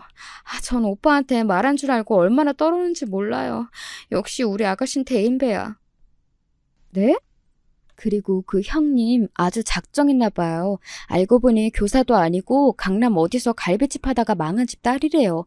그래서 아주버님하고 결혼했나 봐. 거봐요. 난 달라. 난 오빠 진짜 사랑한다니까. 알겠죠, 아가씨? 우리도 각자 살아남아야 해요. 재산은 그래도 공평하게 줘야 하는데. 그렇죠? 둘째 언니의 말이 귀에 들어오지도 않았습니다. 이건 또 무슨 소리인가요? 아버지가 죽을 때까지 신세를 질 테니 마음에 들게 잘 돌봐주면 전 재산을 다 준다고 했다고 합니다. 근데 뭐 갈비집 아들하고 결혼하면 갈비집 주는 겁니까? 무슨 애들 장난도 아니고. 오빠에게 문자 하나를 보냈습니다. 돈 때문이야? 그렇게 사업자금 가져가 놓고 또? 그랬더니 답이 기가 막혔습니다. 오빠 믿어라가 답이었어요. 그거 우리 엄마 비상금 가져갈 때 하던 소리였습니다. 엄마 나 믿지? 그 소리에 엄마가 비상금을 얼마나 퍼줬는데. 그래도 아버지 돈인데 아버지가 마음대로 쓰시다 가는 건 잘했다 싶었습니다. 그래서 더 이상 말을 하지 않았습니다. 갈비집으로 넘겨주든지 말든지 법이 그렇게 호락호락하지 않다는 걸 자꾸 확인하는 제 모습에 헛웃음이 나오네요. 사람은 역시 건물생심이라고 갈비집 저희 주신다는 말에는 당연한 수긍을 했지만 오빠를 준다니 괜히 부하지로 올라오네요. 유산 달라고 빨리 죽으라는 며느리랑 다를 게 있나 싶었습니다. 그 와중에 둘째 시누이가 나섰습니다. 자기도 기회를 달라고. 아버지를 모실 기회 말이에요. 아버지는 그 말에 수긍하시며 이번에는 둘째 오빠네로 가셨습니다. 첫째 시누이랑 싸우고 난리가 났겠죠. 하지만 일주일 만에 둘째 시누이는 항복을 외쳤습니다. 돈이고 뭐고 너무 힘들다고 울고 불고 그 모습이 웃기기도 하고 괘씸하기도 하고 아무튼 아버지는 3개월은 못 넘긴다는 예상을 깨고 6개월째 생존하셨습니다. 그러시더니 어느 날 저한테 전화하셨어요. 제 집에도 가고 싶다고. 너는 왜 기회를 달라고 안 하냐며 저는 기회 필요 없고 오래 사시라고 했습니다. 아버지 오시고 싶으면 오세요. 집 치워놓을게요. 너희 가족하고 여행이나 가자. 괜찮으세요? 몸은? 응, 너희 언니가 보양식 잘해주더라. 대장금이야. 난 왕이고. 새끼 밥을 해주는 것이 정말 중요한 건가요? 농담까지 할 여유가 있으시네요. 저는 가게 일에 매어 밥도 못 얻어먹는 제 남편마저 불쌍해졌습니다. 아버지는 저희를 데리고 가까운 온천에 가고 싶다고 했습니다. 병원에 가서 아버지에게 필요한 약이나 의료품을 챙겨 떠났습니다. 가게는 둘째 오빠에게 맡겼습니다. 저도 속이 다 시원하대요. 간만에 회포도 풀고 아버지와 추억도 쌓았습니다. 그리고 아버지의 생신이 다가왔습니다. 첫째 시누이가 진짜 대장금인지 확인하는 자리였죠. 친척들 다 모이고 난리가 났습니다. 다들 아버지 이제 완쾌하시는 것 아니냐고 들떠서 저한테 축하한다고 하네요. 첫째 시누이는 살도 쏙 빠지고 6개월 만에 전혀 다른 사람이 되었습니다. 고생하고 있다는 얼굴이었어요. 다행히 오빠랑 아버지는 얼굴이 피셨고요. 고소하다는 생각마저 들다가 그래도 제 아버지한테 잘한다고 하니 고맙기도 했습니다. 언니 고마워요. 아가씨 위선 떨지 마요. 전 돈 때문에 이러고 있어요. 그니까 그딴 인사 필요 없어요. 법정에서 나중에 싸우지 말자고요. 사람 인성은 안 바뀌는지 정말 못된 사람이구나 싶었어요. 게다가 나중에 한 사실이지만 이 언니랑 우리 엄마가 많이 싸웠다고 하네요. 우리 엄마 보고 사기꾼이라고 하면서 다 속였다고. 속인 건 언니 본인인데 말이에요. 괜히 교사 며느리 보겠다는 욕심이 만든 파국이었습니다. 혹시 언니 때문에 속을 끓이다 돌아가신 건 아닐까 의심되었습니다. 아니 언니, 그 얘기를 지금 하면 어떡해요? 싸운 게 뭔 자랑이라고요. 그래서 언니랑 친하게 지냈구나. 막 뭐 사주고. 그런 거 아니에요. 저도 그때 어머니 편 안 들고 형님 편만 들어서 말 못했어요. 아, 진짜 이 언니들 완전 못됐네. 자꾸 반전 가져오시니 필요 없다고. 죄송해요, 아가씨. 그렇다고 욕하고 싸운 건 아닌데 형님은 다투시는 게 많았나 봐요. 속았다고 하니까. 속긴 뭘 속아. 더 못 참겠다. 저는 엄마 핸드폰을 가지고 있었거든요. 가끔 문자나 들여다보고 사진첩도 있어서 통신사만 해제했지 핸드폰을 버리지 못했어요. 거기서 엄마 친구들 번호를 보고 첫째 시누이를 소개한 사람을 만났어요. 엄마는 오빠의 처지를 하나도 빠짐없이 소개했는데 자기들이 설마 장남에게 돈 안 주겠다며 짐작한 거라고 하대요. 그럼 그렇죠. 엄마가 뭐하러 오빠 과거를 숨기고 감추겠어요. 그러나 첫째 시누이는 그걸로 가끔 엄마에게 사기꾼이라고 했답니다. 그 말 듣고 저처럼 천불이 났던 엄마가 떠오르네요. 누구한테 말도 못하고 말이죠. 하지만 어쩌겠어요. 이제는 아버지 밥상 차리고 수발에 들고 있으니 싸워봤자 소용이 없는 일이었어요. 아버지는 그렇게 7개월째 견디시다가 주무신 채로 돌아가셨어요. 정말 가슴이 아팠지만 그래도 며느리들 수발도 받고 아들들과 회포도 풀고 저랑 여행도 가셨으니 조금이나마 위안이 되었습니다. 이쯤이면 여러분도 궁금하시겠죠? 진짜 첫째 시누이가 그 돈을 다 받았을지요. 제가 처음에는 천불난다고 난리를 치며 말문을 열었잖아요. 지금까지는 천불, 만불, 억불까지 진짜 마음속에 불씨가 꺼지지 않았는데요. 아버지 장례를 다 끝내고 사구제도 마치고 변호사 사무실로 찾아갔습니다. 아버지가 49제 이후 유언장을 개봉하라고 했다고 하셨어요. 그런데 말이죠. 유언장이 공개된 순간 저는 그동안의 화병이 말끔히 나았습니다. 유언장 고치지 않고 그대로였어요. 첫째 시누이는 벌벌 떨면서 아버지랑 변호사랑 큰오빠랑 자신이랑 다 함께 고친 것을 보았다고 소리를 질렀어요. 그게 쇼야, 너처럼. 뭐? 쇼? 너 쇼 잘하잖아. 교사 며느리라고 뻥치고 애 키워준다고 뻥치고. 너는 애 없다며? 있던데? 아들? 사기 결혼은 네가 한 거야. 우리 엄마가 교사 타령 왜 한 줄 알아? 우리 딸 한글 잘 모르니까 한국 문화 모르니까 알려주라고 그런 거야. 우리가 교사에 환장한 줄 알아? 그걸 속여? 학습지 교사를 학교 선생이라고 하냐? 그래서 나도 쇼 한 번 했다. 야, 너 나한테 어떻게 이래? 아버지 모시면 다 준다며. 주긴 뭘 줘. 동생이 2명이나 있는데. 너 6개월 고작 했지? 내 동생은 40년간 했어. 그리고 도우미 아줌마 썼지. 월급도 1,000만 원이나 받았잖아. 열받냐? 그럼 이혼해. 위자료 다 6천. 아니면 소송 가던지. 너 우리 아빠 돼지라고 했던 영상 있어. 그리고 우리 엄마한테 협박한 것도 자료 다 있고. 결정적인 것은 너 나한테 욕하고 소리 지는 것도 다 모아놨다. 다 봐줄게. 그래도 아빠 잘 모시더라. 다행이지. 그리고 나 상속권 없어. 아버지가 미리 다 주셨다. 그래서 거지야. 일단 재수 씨는 우리 동생한테 잘해요. 봐줄 테니까. 네, 그럼요. 웃기네. 나도 너 막말한 거 다 알아. 확 이혼해? 아니야, 오빠 미안해. 아가씨 미안해요. 아주버님 죄송해요. 봐주세요. 저 이제 갈비집도 나가고 정육점도 나갈게요. 첫째 시누이는 혼자 벌벌 떨더니 밖으로 나가버렸어요. 아들까지 있는 건 진짜 아니잖아요. 지 아들 데리고 오려고 애도 안 낳고 오빠 딸은 보내고 어떻게 그럴 수가 있을까요? 막말하던 첫째 시누이는 결국 6천만 받고 사라졌습니다. 그것도 주지 말라고요? 그래도 아버지한테는 잘했어요. 몇 개월만 고생하면 된다고 생각했겠죠. 오빠는 필리핀에서 조카까지 데리고 왔어요. 저는 둘째 오빠와 상의해 돼지 갈비집 2호점을 내기로 했습니다. 제 몫의 유산에서 말이죠. 그 대신 날리면 가만두지 않겠다고 으름장을 놓았죠. 이 모든 내막도 아버지도 알고 계셨어요. 오빠가 거짓말로 첫째 며느리를 속이자고 할 때도 망설였지만 저를 위해 결심을 하셨대요. 그래, 그러자. 네 동생만 고생하는 것도 미안해. 우리 딸내미 죽도록 일만 시켰어. 아버지가 떠난 지 몇 개월 흘렀지만 가끔 더운 여름날 숲을 피우던 젊은 아버지가 떠올라요. 그때는 진짜 열심히 사셨는데 말이죠. 지금까지 제 이야기를 들어주셔서 감사해요. 여러분도 건강 조심하세요. 너무 혹사하면 망가질 수가 있답니다. 즐겁게 사시면 좋겠어요. 저도 그럴 예정이거든요. 물론 말 조심하면서요.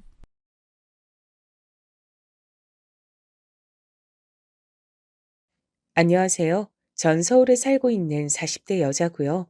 겨우 최근에 마음을 추스리고 남한테 이런 얘기도 해보게 됐네요. 사람이 큰일 겪고 나면 꼭 매듭을 잘 지어야 된다는데 저도 주변에서 꼭 정신과 상담 받아보라고 했거든요. 일단은 병행하고 있고 그래서 이렇게 글도 남겨봅니다. 먼저 저와 저의 시댁 동서 간의 관계를 서두로해서 시작해 볼게요. 저와 동서는 1살 차이고 제가 딱 1살 많았어요. 전 결혼이 늦은 편이라 약간 주눅 들어 있었답니다. 안 그래도 어머니는 이걸 꽤 불만스럽게 생각하셨고요. 기왕 결혼할 거 일찍 들었으면 얼마나 좋아. 장남이 진즉 애도 낳고 그랬어야 하는데 나는 너무 아쉬워. 요즘 늦게들도 귀한 선물들 찾아온다니까 큰애 너도 포기하지 말아봐.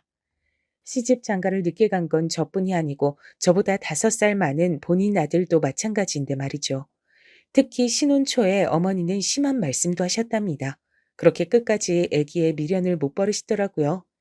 나도 우리 둘째 많이 넘어서 낳았잖아. 그때 다들 일찍 낳던 때라 나보고 할머니가 다 됐다 그랬어. 그러지 말고 큰애도 산부인과 가서 상담 좀 해봐. 여기선 저도 좀 기분이 상해서 몇 마디 얹었는데 어머님 무척 기분 나빠하셨어요. 임신 출산은 엄마 아빠 될 사람 둘 다 가야죠. 저만 갈 수 없으니 오빠랑 같이 다녀올게요. 어이구, 뭐하러 남편까지 데리고 가? 애 임신해서 낳는 거 전부 여자 혼자 하는 거지 남자가 해? 그러지 말고 놔두고 큰애 너만 다녀와. 그리고 이제 결혼해서 부부가 됐으면 오빠 오빠 그러지 말고 내 앞에서도 네 신랑이나 남편이라 그래야지. 나이가 그렇게 어린 것도 아닌데 어른들 앞에서 오빠 거리는 거 아니야. 앞만 봐도 어머니는 제가 본인 아들을 데리고 간다 하니까 기분이 나쁘신 것 같더군요. 그래도 전 그냥 모른 척하고 싶었어요. 암튼 저와 약간 투닥거리다 보니 신혼 초 생활이 전혀 즐겁지 않았죠. 게다가 저희 동서는 예쁘장하고 결혼 연차도 오래되고 무척 완벽해 보였어요. 저도 지나치듯 말을 했는데 어머님 무슨 불만이 그렇게 많으신지 저렇게 나긋나긋하고 이쁜 둘째 며느리도 험담하시더라고요. 작은 애? 걔야 뭐 보기엔 말짱하지. 근데 답답하고 고지식하고 지 나이답지 않게 아주 그냥 그래. 근데 갑자기 웬 황당한 말씀을 하시는 거예요. 저도 신혼 초니까 이런 말을 하신 어머니의 심리를 전혀 이해하지 못했어요. 쟤도 지가 한껏 다 안다고 알아서 하다가 나이 많은 형님 오니까 당황했을 거야. 애 데리고 맨날 와가지고 지는 손 빠르게 하는데 형님은 늦게 시집 와서 아무것도 안 하니까 기분 나쁘겠지. 큰애니가 눈치껏 작은 애랑 잘 협의해서 잘해봐. 뭘 잘하란 건진 알겠지만 전 이런 말을 들은 이상 동서에게 연락을 안 할 순 없었어요. 근데 동서는 엄청 의외의 반응인 거예요. 어머, 형님, 그게 왜요? 전 전혀 불편하지 않았어요. 어머니가 그러시던가요? 전 그날 형님 생겨서 좋다고 어머니께 말씀드렸는데 왜 그런 말씀은 안 해주셨는지 좀 안타깝네요. 이 말을 들으니까 약간 기분이 나빠지면서 뭔가 당했다는 느낌이 들더라고요. 제가 봐도 말수 적고 조용한 동서에 비해 늘 말 많고 부산스러운 어머니가 더 이상해 보였어요. 근데 어쩌다 보니 저와 동서는 각각 시댁에서 가까운 거리에 있어 초반에 딱 한 번 밥을 먹었거든요. 근데 갈수록 서로 마음이 좀 맞아서 속 얘기들을 하게 됐답니다. 헌데 좀 이해가 안 가는 부분이 있어서 물어봤어요. 동서 있잖아. 근데 서방님이랑 왜 주말 부부를 하는 거야? 게다가 서방님은 주말에 어머니 댁으로 가신다며? 그럼 거기 건너가서 같이 밥 먹는 거야? 난 애가 없어서 모르지만 주말에 어머니 댁 가면 안 불편해? 그러자 동서는 씩 웃으면서 어쩔 수 없다는 듯 말을 하더라고요. 솔직히 안 불편하다면 거짓말이죠. 근데 남편은 전부터 그렇게 지내길 바래왔거든요. 1시간 10분 거리 출퇴근 힘들다고 계속 주말 부부를 강조해 왔어요. 그렇게 주말에 어머니랑 같이 식사하고 저희 집에 와선 옷이랑 짐만 바꿔 가는 정도였고요. 아, 전 도저히 주말 부부로는 살 수 없겠더라고요. 남편에게 슬쩍 물어봤는데 그건 본인도 싫다고 하는 거예요. 게다가 그 말뜻을 들어보니 더더욱 부정적으로 느껴졌고요. 뭐? 주말 부부? 그건 좀 아니야. 난 그렇게 못 살아. 명준이야 그렇게 살지 모르겠지만 난 그런 성질이 못 돼. 갑갑하고 옆에 아내가 없으면 장가간 느낌 없어. 그래서 저도 동의하는 바이고 서방님의 의중을 물었어요. 그랬더니 다소 실망스러운 답변이 돌아왔죠. 동서가 걱정될 정도로요.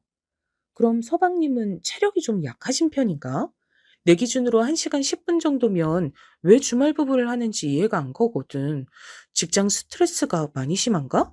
좌우지간 동서가 조금 안쓰럽긴 해. 애도 혼자 케어하잖아. 남편은 제 말을 곰곰이 생각해 보더니 이렇게 답하더라고요. 팔은 안으로 굽는다고 말이죠. 그건 아마 명준이도 결혼 생활이 재미없어서 그런 거 아닌가?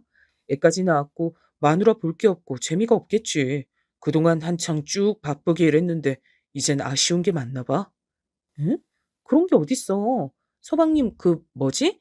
SNS 계정 때문에 인기 끌어서 바쁘신 건 아닌데 돈은 꽤 버시지 않나? 그거 동서한테 다 오픈은 하시는 거래?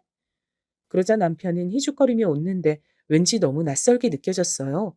이게 보통 남자들의 사고방식인 건지 이 형제들이 이상한 건지 생각이 많아졌네요.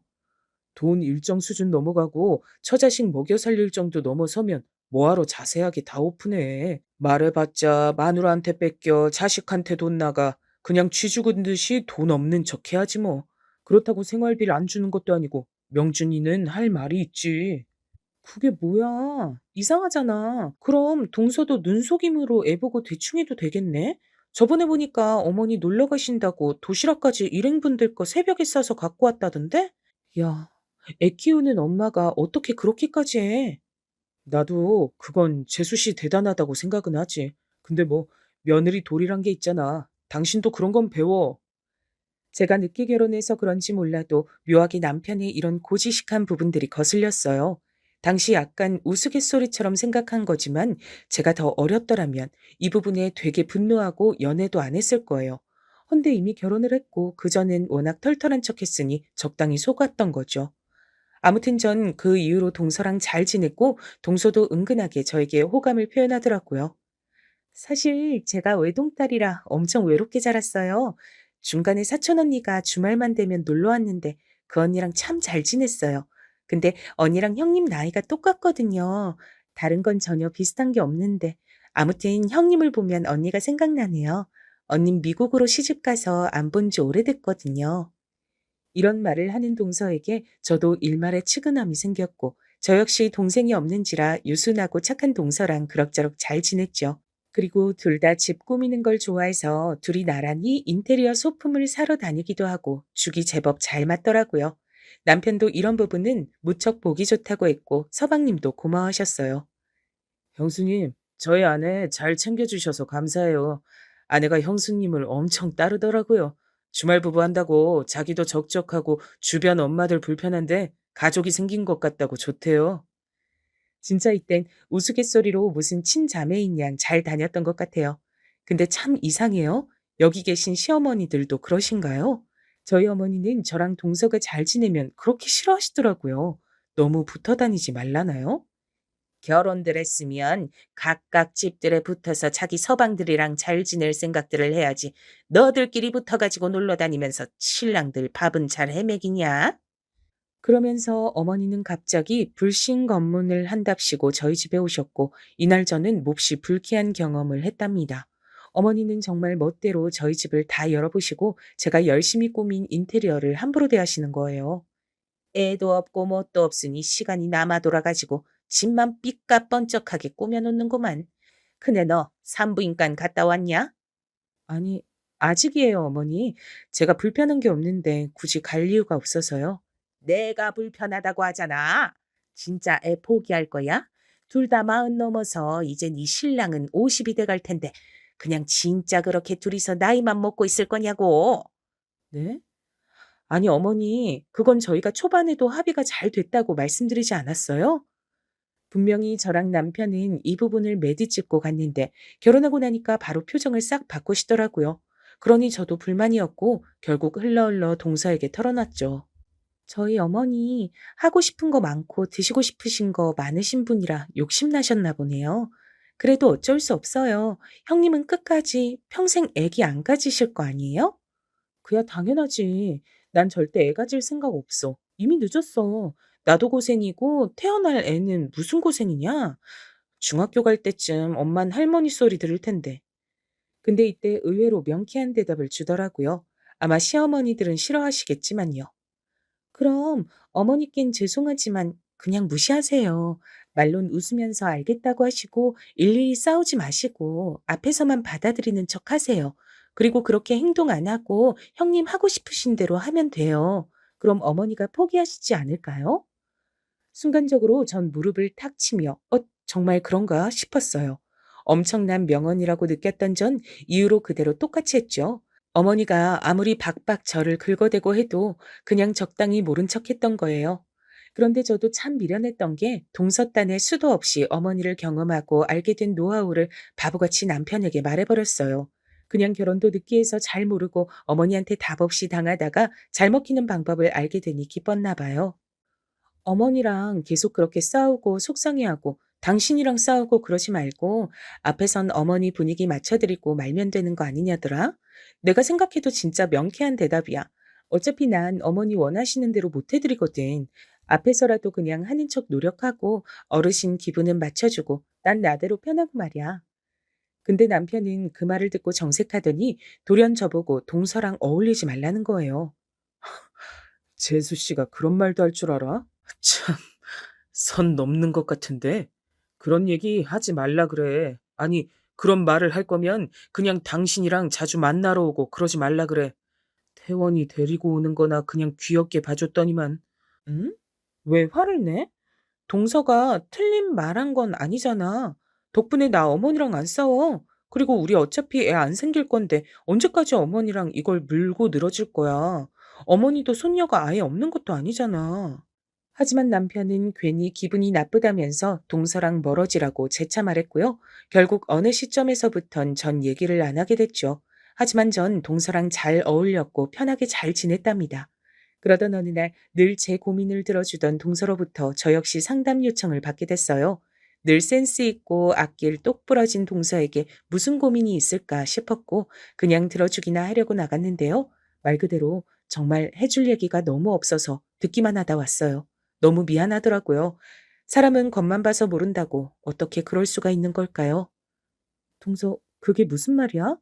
아니, 애는 어떡하고 태원이 저렇게 이쁜데 이혼? 내가 지금 뭘 들은 거야, 정말? 아니, 왜 그러는데, 진짜. 이유를 말해봐. 그런데 동서는 입만 싱긋 웃더니 물 한 잔 마시고 다시 말하더라고요. 형님, 이혼은 제가 하려는 게 아니고요. 남편이 원하는 것 같아요. 그렇지 않아요? 거리가 먼 것도 아니고 출퇴근이 필수인 것도 아닌 직업인데 주말 부부 고집하고요. 저에게 수입을 다 공개하지도 않아요. 앞서 제가 말했지만 서방님은 재택근무를 하는 직업을 갖고 있어요.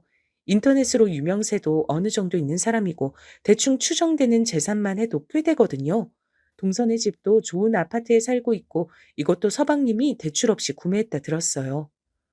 나 지금 이해가 하나도 안 돼서 그래도 꽤 유복하게 받고 있는 거 아니었나? 그 외에도 뭔가 불만이 있어? 그 정도만 갖고 이혼이라니. 아이, 태원이는 어떻게 하려고 하는 거야? 그러자 동서는 연신 입꼬리만 웃을 뿐 눈은 멍해가지고 말을 하는 거예요. 듣는데 제가 다 막막하고 숨이 막히더라고요. 그게 형님, 저도 외동으로 자랐고 한쪽 부모님이 없어서 힘들었거든요. 그래서 솔직히 마음이 많이 아파요. 우선은 저희 친정보단 시댁이 여유가 되니까요. 어머니 쪽이 퇴원을 보내려고요. 저 사람은 애를 온전히 키워줄 것 같진 않아서요. 동서는 계속 알 수 없는 말들만 했고 전 납득이 안 돼서 재차 여러 가지 질문들을 했어요. 어머니랑은 얘기된 거야? 너무 두서없이 한 번에 물어서 미안한데 진짜 왜 그러는 건데? 그런데 여기서 돌아온 동서의 대답은 더 충격적이었죠. 전 최근 어머니의 모습들을 떠올리면서 그럼에도 매치가 잘 안 됐습니다. 어머니도 대충 감으로 아실 거예요. 저희 이혼할 수도 있다는 거. 아마 제가 진행만 한다면 언제건 터질 수 있다는 거 알고 계시거든요. 그니까 이유가 뭔데 진짜. 주말 부부하고 돈 벌어오는 거 전부 안 줘서 속상한 거야? 동서, 그런 걸로 그렇게 끝을 낼 사람은 아닌 것 같은데 말이나 좀 들어보자. 근데 동서는 쉽게 입을 열지 못하는 거예요. 전 답답한데 일단 몇 분 참아주다가 겨우 듣게 됐는데 이젠 듣고 난 뒤 제가 수습이 안 되더라고요. 뭐 이런 경우가 다 있나요? 보통 이런 경우는 외도 말곤 없잖아요, 형님. 딱 그거 하나 때문이에요. 남편이 주말 부부로 자리 비웠을 때 같은 업종 일 하는 여자랑 연애를 했었더라고요. 그때 정말 미쳐 있었던 것 같아요. 제가 알아채고 겨우겨우 뜯어냈어요. 그리고 제가 사정사정해서 집에 데리고 들어왔다면 믿어지세요? 아니, 이게 무슨 거꾸로 흘러가는 강물도 아니고 우리 동서 엄청 미인이고 어디 가서 꿀릴 얼굴이 아니거든요. 근데 아무리 헛바람이 들었기로 동서가 그렇게 매달려서 서방님을 붙잡고 오다니 믿을 수가 없었어요. 저도 처음에 알았을 땐 그냥 다 끝내고 싶었어요. 근데 태원이가 있잖아요. 태원이는, 태원이는 아빠 정말 좋아하거든요. 출장 가고 뭐 일한다고 집 비우고 평일에도 집에 없는데 지 아빠를 그렇게 좋아해요.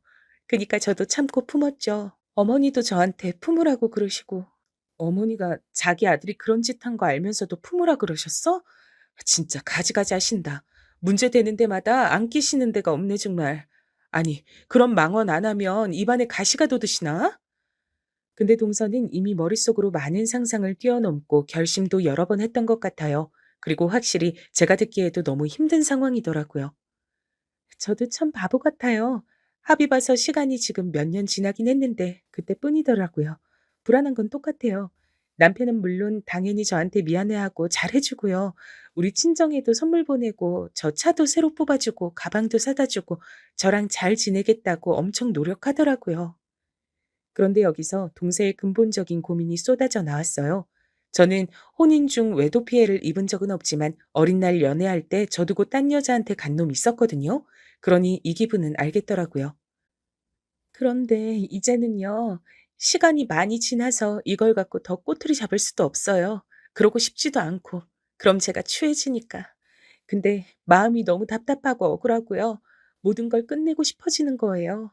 근데 애를 위해서 또 아빤 필요하고 제 속에 아직은 남편을 향한 애정이 있어서 더 억울한 것 같고 그러다가 결국 동서는 울음을 터뜨렸고 여기까지 얘기가 오니 저도 비로소 실감이 났어요. 정말 희한하게도요, 형님. 남들은 외도한 남편이 외려 당당하고 이혼하자고 해서 괴로워하더라고요. 근데 전 남편이 잘해주니까 더 괴로워요. 잘해주고 이제서 편해지고 내 남편 같아지니까 계속 속으로 가시를 세우게 되는 거예요. 너 이렇게 나한테 잘하면서 어떻게 뒤에서 그 여자를 만났어? 이런 식으로요. 이러니 전 새삼스럽게 서방님이 다시 보이기 시작했어요. 얼굴 반반하고 키도 크고 세상 귀여운 딸내미와 함께 주말마다 데이트를 다니는 애아빠인데 저렇게 예쁜 와이프한테 왜 그런 상처를 줬을까요? 생각해보면 묘하게 셋이서 어디 놀러 가는 걸 못 봤던 것 같아요. 늘 한쪽이 데리고 다니고 다른 한쪽인 동서는 친정에 가 있었던 것 같았거든요. 그래서 어머니는 이런 걸 알고 있으니 괜히 둘째 며느리가 싫었던 걸까요? 제가 묻지도 않았는데 공연하게 동서를 험담하는 말을 하시더라고요. 쟤는 진짜 유도리가 없어. 뭘 적어주면 그대로만 하고 하지 말라면 하지 말 것이지. 저렇게 답답하니까 지 남편이랑도 잘 못 어울리고 따로 살지. 그때 저는 뭐 암만 그래도 말을 저렇게 하나 싶어 무시했는데요. 뭔가 둘 사이의 앙금이랄까? 감정이 나빴던 것이다 라고만 봤어요. 하지만 전혀 그렇지 않고 일방적인 어머니의 괴롭힘 같은 거였죠. 어머니요? 왜 모르시겠어요? 그 일을. 전 그 일 터지자마자 바로 어머니한테 달려가서 말했어요. 남편에게 폭발해서 싸우기 직전에요. 근데 어머닌 처음에만 약간 미안한 척 하시더라고요. 대충 이 말을 듣고 나니 어머니의 그 애잔한 표정이나 뜬금없는 연기가 생각났어요. 그걸 정면에서 보고 참아낸 동서가 대단하더라고요.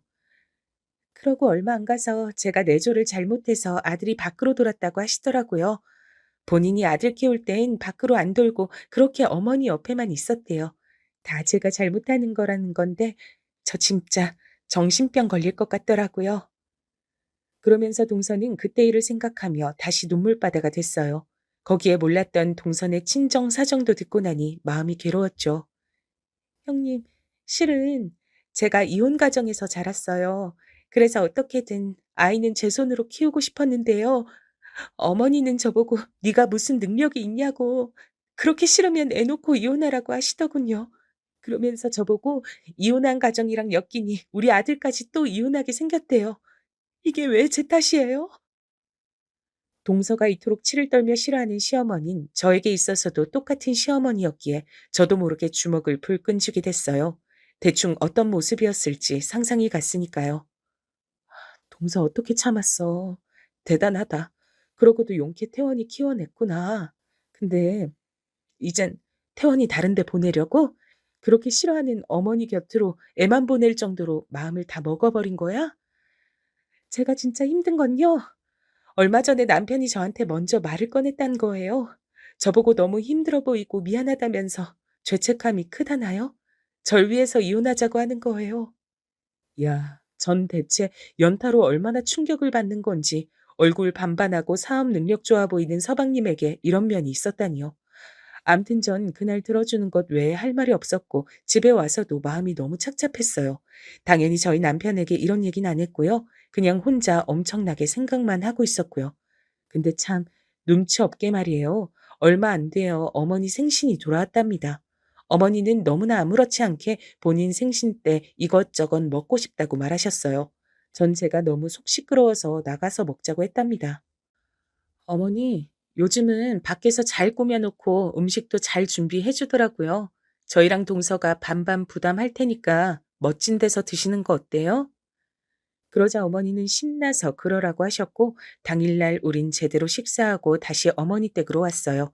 그냥 그 자리에서 파하고 싶었는데 노인네가 고집을 부리더라고요. 이렇게 좋은 날에 밥만 먹고 헤어지면 너무 아깝잖아. 맘 같아선 어디 1박 2일이라도 놀러 가고 싶은데 다들 시간도 안 되고 우리 집 가서 케이크라도 자르고 하자. 오늘 아주 기분 좋아 죽겠다. 굳이 어머니 댁에서 다 같이 하하호호 하고 있는 거 싫어서 일부러 밖으로 잡고 헤어지려고 했어요.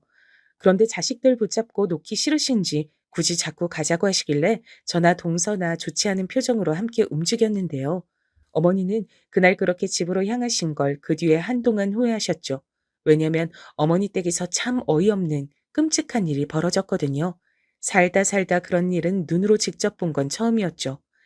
이때 일단 다 같이 케이크 자르고 저랑 동서는 각각 차도 끓이고 과일도 깎고 하고 있었는데요. 서방님은 새삼 전화 받는다고 자꾸 사라지시더라고요. 전 처음에 주차 때문에 문제가 생긴 건가 싶었는데 동서는 계속 표정이 나쁘고 은연중에 서방님을 주시하는 듯 했어요. 그런데 다 같이 과일 먹고 어정쩡하게 앉아있는 그 와중에요. 누가 배를 세차게 누르는 겁니다. 그때 제가 나갔어야 했는데 동서가 대신 일어서서 나갔다가 아주 처참한 꼴을 당하게 됐어요. 누구세요? 동서는 이렇게 짧게 물었고 문 너머로는 웬 여자가 째지는 소리로 문을 쿵쿵 발로 걷어차면서 말하는 거예요. 나 박지민인데 빨리 문 열어요. 오늘은 진짜 얘기해야겠으니까. 저는 흡사 무슨 빚쟁이도 아니고 누군가 싶어서 당황스러웠고 그 와중에 동서는 얼굴이 굳어져 있더라고요. 동서 왜 그래? 누구야? 이상한 사람이네. 헌데 이때 갑자기 서방님이 바로 총알같이 일어서더니 자기가 해결하겠다며 막 뛰어나가더라고요. 그러니 전 그냥 정신 나간 이웃인가 싶었어요. 하지만 서방님이 곧장 문을 열고 나가려는 순간 문 밖에 그 여잔 막무가내로 문틈을 비집고 들어와 버린 거예요. 이, 진짜? 왜 이렇게 연락을 안 받아? 아, 어머니, 어머니 여기 계시네요. 저예요. 잘 지내셨죠? 이 사람이 연락 안 돼서 이렇게 왔어요. 순간적으로 전 이 치렁치렁한 긴 머리에 귀걸이 주렁주렁 매달고 있는 여자가 왜 우리 어머니한테 똑같이 어머니라 부르나 했어요. 하지만 그렇게 찬찬히 저희 어머니 쪽, 동서 쪽, 서방님 쪽을 살펴보는 동안 이거 보통 일이 아니란 예감이 훅 들어오더군요. 왜냐면 서방님이 아주 다급하게 그 여자를 붙잡았거든요. 나가자. 나가자고. 여기서 이러지 말고 일단 나가. 어? 이거 놔? 나 당신 때문에 모든 걸 버렸어. 당신은 어떻게 날 두고 이렇게 살아? 나만 이렇게 못 산다고. 아, 이게 진짜 무슨 꼴인지.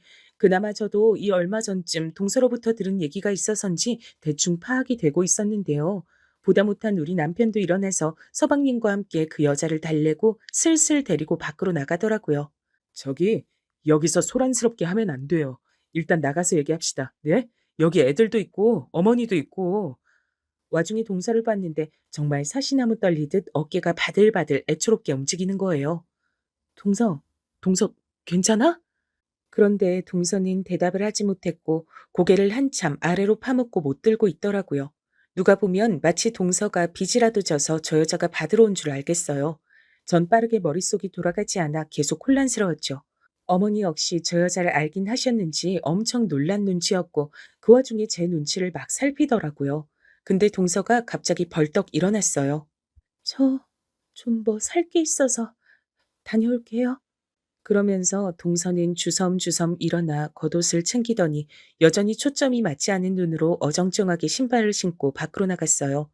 조카도 매우 놀라 있었지만 어머니가 안고 달래고 있었고요. 그렇게 한참을 지나 우리 남편과 서방님은 엄청 상기된 얼굴로 들어왔는데요. 그러고 분위기는 아주 엉망진창이 됐답니다. 뒤늦게 너나 할 것 없이 이 분위기를 얼른 추스리려고 다 치웠고 나가려고 하는데요. 마트에 간다던 동서가 시간이 한참 지났는데도 안 들어오는 거예요. 동서, 동서 왜 안 오죠? 여기 가방도 다 있는데 서방님, 동서한테 전화 좀 해주세요. 그러자 서방님은 그제서 저랑 겨우 눈을 어설프게 맞추고 다소 민망한 듯 기어들어가는 목소리로 말씀하시더라고요. 안 그래도 연락했는데 잠깐 일이 생겨서 친정에 간대요. 이따 데리러 가려고요. 전 이때 마음이 엄청 뒤숭숭해졌어요. 무슨 시어머니 생신 치르는 중에 대뜸 마트를 가서 그 길로 친정으로 넘어가겠어요. 아마 속 시끄러우니 머리 식히러 나간 게 아닌가 싶었는데요. 서방님이 갑자기 이렇게 말씀하시는데 속이 막 거북한 거예요. 저기 형수님, 형수님도 숨 좀 돌리시고 죄송합니다. 오늘 일은 잊어주세요. 실례가 많았습니다. 어휴, 그 여자가 들이닥쳤을 당시 우리 서방님 이름이며 어머니를 어머니라고 냈다 불러대는 통에 대충 눈치는 채버렸지만요. 지금 신경 쓸 건 저의 기분이나 본인 체면 같은 게 아니잖아요. 와중에 저는 집에 가는 길에도 남편이랑 거의 말도 안 하고 동서에게 몇 번 문자나 전화를 걸었어요. 하지만 연결이 안 되더라고요. 아마 나보기에도 창피하고 불편한 건가 싶어 계속 신경이 쓰이더군요. 이러다가 저도 더 지켜보다 못해 남편에게 이렇게 말했어요. 당신 아까 그 여자 서방님이랑 뭐 있는 여자 맞지? 동서, 동서 어떻게 사냐? 동서 아까 그렇게 나가서 지금까지 연락이 안 돼. 동서도 알고 있었던 것 같은데 당신도 그렇게 생각 안 해? 그, 아니야. 나도 잘 몰라. 암튼 그쪽 일은 알아서 해결들 하게 냅두자. 우리까지 신경 쓸 게 뭐가 있어? 게다가 오늘은 어머니 생신이고. 그렇지만 전 그냥 놔둘 수가 없었어요. 왜냐면 동서가 저한테 그 큰 눈으로 울먹거리며 너무 우울하다, 마음을 추스를 수 없고 계속 여전히 의심하고 산다 그랬거든요. 근데 그 현실이 갑자기 저렇게 눈앞에 아주 수치스럽게 모습을 드러냈잖아요. 저는 이날 집에 와서 씻고도 생각이 너무 많아 잠을 이루지 못하다가 뜨문뜨문 쪽잠을 자면서 새벽 시간을 보냈는데요. 그때 한 3시쯤 눈이 떠졌을 거예요. 혹시나 해서 핸드폰을 봤는데 동서로부터 연락이 와 있는 거예요. 이름을 보자 반가워서 얼른 메시지를 열었는데 전 거기 있던 단 몇 줄의 글을 보고 소름이 돋았어요. 형님, 저 이제 그만 가벼워지고 싶어요. 다 놔버리고 싶네요. 그 사람 모질게 화내지도 못하고 바보 같아요. 복수라도 하고 싶은데 이제 다 놓으려고요. 누구라도 대신 혼내주고 못되게 해줬으면 좋겠어요. 형님이라도 혼내주세요. 그럼 죄송해요, 형님. 참 이상한 문맥의 글이었고 전 이걸 지금도 남겨두어 물끄러미 볼 때가 있어요. 이제서 하는 말이지만 저 말들을 써내려고 하며 동서는 속으로 얼마나 피맺힌 울음을 토했을까요? 무슨 심정인지 다 헤아리기도 가슴이 아팠어요. 왜냐면 저건 그냥 한탄하는 글이 아니라 동서의 마지막 말이었거든요. 적어도 저에겐 동서의 유언이나 마찬가지인 문장이었죠. 이 글을 남기고 주변에 또 연락을 했는지 모르겠으나 저에겐 저 말들만 남겨둔 채 완전히 저와 시댁 사람들 그리고 본인 남편과 아이 앞에서 동서는 영원히 모습을 감춰버렸죠. 이 일에 대해 두고두고 어머니는 원망을 하셨는데요. 왜냐하면 이 모든 일이 본인 생일에 일어났다. 며느리가 쓸데없는 일로 운명을 달리했다. 등등 별말을 다 하셨어요. 누가 봐도 서방님 때문에 이렇게 된 일인데 어머니는 그게 그렇게 한이 되시는 건가? 나는 지금 동서 쪽 친정 어른들 볼 생각에 가슴이 막 쿵쿵 뛰는데 대단하시다 진짜. 당신도 모르면 그만해. 그냥 말 더 얹지 말고 가만히 있어. 우린 가서 할 도리만 하고 오면 되는 거야. 동서의 장례식장에 가는 길에 저와 남편은 또 한바탕 했죠. 그렇게 우중충하고 처진 분위기에서 싸울 일이 있다니 참 대단하지 않나요? 심지어 중간에 어머니가 전화하셔서 본인 아들만 보낼 수 없다고 같이 합류하셨죠. 그리고 장례식장에 들어섰을 때 참 가슴이 찢어질 것 같더라고요. 거기 있는 영정사진을 보며 뭐라고 말을 해야 할지. 동선의 친정아빤 우리 서방님을 보자마자 달려들었고 여기에 어머니까지 눈에 불을 켜고 달려들었어요. 우리 아들, 우리 아들한테 손대지 말아요. 하지 말라고 이 노인네가 진짜. 결국 남편까지 쫓아가서 그걸 떼놓겠다고 난리가 나고 주변 사람들과 장례식장 관계자들로 인해 밖에까지 밀려나오게 됐어요. 아, 하필 이런 무리들 사이에 제가 껴있어야 하다니 너무 굴욕적이고 수치스럽더군요. 돌아오는 길 남편은 자기가 괜히 더 찔려가지고 저한테 짜증을 내는 거예요. 당신 뭘 듣고 뭘 아는지 모르겠지만 내 동생에 대해 멋대로 생각하지 마. 부부 사이인 둘만 아는 거라고. 그러더니 이 인간이 선 넘은 발언을 하더군요. 동선의 부부 일로 인해 저는 우리 부부의 앞날도 다시금 생각하게 됐어요. 재수 씨, 그래. 나도 내 동생 때문에 안 됐단 생각은 들어. 하지만 재수 씨도 이렇게 할 일이야? 이건 둘 사이인 그렇다 치고 태원이한테는 아주 나쁜 엄마야. 애를 두고 저렇게 가버리는 게 어딨어? 애가 무슨 죄냐고. 당신 미친 거 아니야? 지금 이 모든 잘못의 근원이 누군데? 애를 버리는 건 동서가 아니라 서방님이지. 서방님이 먼저 가정을 내팽개치고 여자를 만났고 아빠로서의 역할을 포기한 거 아니야? 그걸 동서가 다 감당해야 돼? 그럼 이혼이라도 하든가. 제대로 이혼하고 정리를 했어야지. 자기네 친정에도 못할 짓이고 특히 태원이가 너무 불쌍하잖아. 저 어린 꼬마애가 우는데 진짜 못 봐주겠어. 가슴이 찢어질 것 같다고. 우리 엄만 엄마 아들 잡아 뜯기니 서러워서 울고. 진짜 개판이야 개판. 저는 남편의 이런 말에 너무 많은 실망을 했어요. 어쩜 그 말 안에 자기 동생이 저지른 잘못은 쏙 빼고 결과만 놓고 비난을 하는 건가요? 왜 서방님이 먼저 잘못하신 건 다 빼고 말해? 그 일이 없었으면 태원이는 멀쩡히 엄마 아빠 손에 자랐어. 당신 자꾸 쉽게 말하는데 내가 만약 젊은 남자랑 바람나면 그냥 조용히 이혼해 줄 거야? 자식이라도 있으면 더 막막하고 돌아버리지 않겠어? 여기서 남편은 저에게 불같이 화를 냈고 저는 더 이상의 대화를 포기했어요. 와중에 어머니는 본인도 수치스러웠던 건지 공연히 저한테 전화해서 하소연하시는 거예요. 어휴, 내가 진짜 내 명에 못 산다. 이걸 이렇게 할 일이야? 졸지에 태원이도 내가 맡아서 키우게 생겼는데 이 나이 먹고 무릎도 다 나갔는데 어떻게 손녀를 키우냐고. 하지만 어머니의 바람과 달리 동서의 딸 태원이는 그날 이후로 시댁에선 볼 수 없었죠. 왜냐면 동서 친정아버지가 손녀딸을 데리고 가버리셨거든요. 그러니 어머니는 갑자기 손절을 당했다며 며칠 밤을 술로 지새우더라고요. 이걸 제가 어떻게 아냐면 저보고 와서 술상을 차려달라 하셨거든요. 하지만 제가 왜요? 어머니, 다른 뜻이 있는 게 아니라 제가 지금 바빠서 왔다 갔다 하기 힘들어요. 죄송하지만 어머니도 술 적게 드시고요. 나중에 또 연락드릴게요. 제가 단칼에 거절한 것으로 어머니는 또 본인 큰아들한테 전화해서 욕을 하셨더라고요. 왜냐면 이날 밤 남편과 또 크게 싸웠어요. 엄마한테 왜 갑자기 선을 그어 당신은? 엄마 힘든데 좀 가서 같이 말동무도 해드리고 그러면 안 돼? 나도 힘들어. 당신 마누라도 힘들다고. 내가 동서랑 여간 친자매처럼 잘 지냈어? 근데 내가 어머니 얼굴 보고 술상 차려서 주거니 받거니 하게 생겼냐? 왜 이래 나한테 진짜. 이러니 저와 남편 사이도 악화됐고 정말 이 집안과 남편 모두에게 정남이가 뚝 떨어지더군요. 솔직히 여기서 그냥 모든 게 멈춰졌다면 전 서방님을 혼내달라던 동서의 가엾은 외침을 그저같이 통곡하고 울어주며 달래고 끝났을 거예요. 하지만 그 외침을 외면할 수 없는 일이 저에게 곧 일어났답니다. 여기 이놈의 썩을 집안은 뉘우침 없이 계속해서 썩을 짓을 해먹더라고요. 불과 동서 장례로부터 한 달도 안 되어 아주 멍청한 사고가 터졌어요. 저기, 여보, 엄마도 울적해 하시고, 쟤도 재수씨 보내고 너무 힘들어해서 기분 좀 돌림 겸 해외로 다 같이 나갔다 올까 해. 비용은 저 녀석이 부담한다고 하니까 당신도 시간 좀 빼봐. 해외여행을 간단 얘기야? 와, 웃기지도 않네, 진짜. 지금 무슨 여행이야? 그니까 엄마가 많이 울적해 하신다고. 지금 다들 가족들이 힘이 없고 처져 있잖아. 조금이라도 환기시켜 보려고 나가는 거야. 저는 들은 척도 안 했지만 남편은 그걸 또 그냥 응한다고 생각했는지 며칠 지나 저에게 제가 할 일거리를 주는 거예요. 그러면서 한술 더 떠 별 미친 소리를 다 하더군요.